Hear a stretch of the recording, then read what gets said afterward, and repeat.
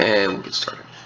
All right, and we are once again talking about cybersecurity with coming from the NIST-CSF. We are going a control at a time, trying to break it down into plain English so that it makes a little bit more sense, and so that we're more consistent, and that you have a little bit more tools to be able to work through this with us.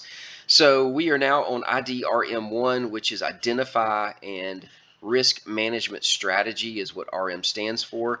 The number one control there, it reads risk management processes are established, managed, and agreed to by organizational stakeholders. So what we're really looking for there is that the entire organization, those that are stakeholders, and when I hear the word stakeholders and the way that we define stakeholders is from the top all the way down to the folks that are responsible for this. So if I'm looking at in our world, we're talking about a risk management process. The top would be the board, through the C-suite down to the directors that are managing, leading the charge on these risk management processes.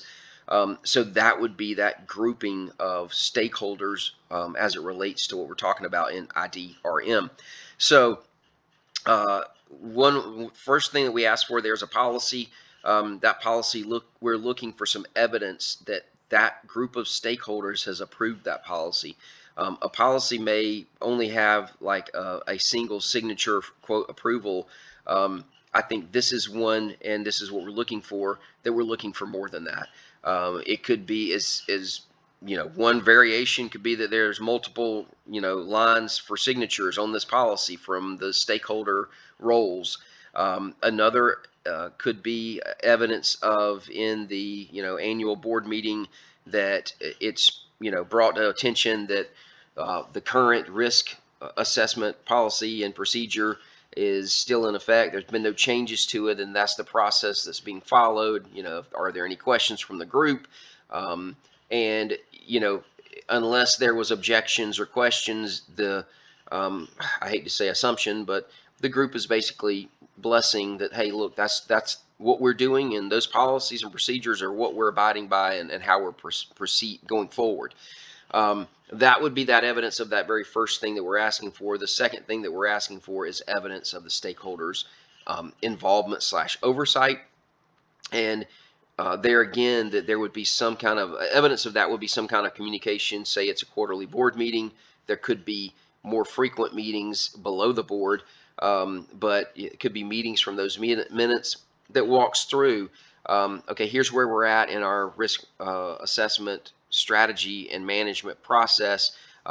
We've completed our risk assessment earlier this year, and we've created our risk mitigation plan, and we've now prioritized those risks, and we're working that prioritization list. So far, out of the 50 items that we're working on, we've completed this, and we've lowered our risk by this amount. And on our, in our next meeting, we'll bring you, an update on that to show you how many more that we've, accomplished, and so on and so forth. What you're looking for is involvement from those stakeholders. You're not looking for down in the weeds, obviously from a board member standpoint, not down in the weeds, but more of a, just again, involvement and oversight of it. So hopefully that gives you a little bit better understanding of ID.RM-1, and we'll move on to the next control.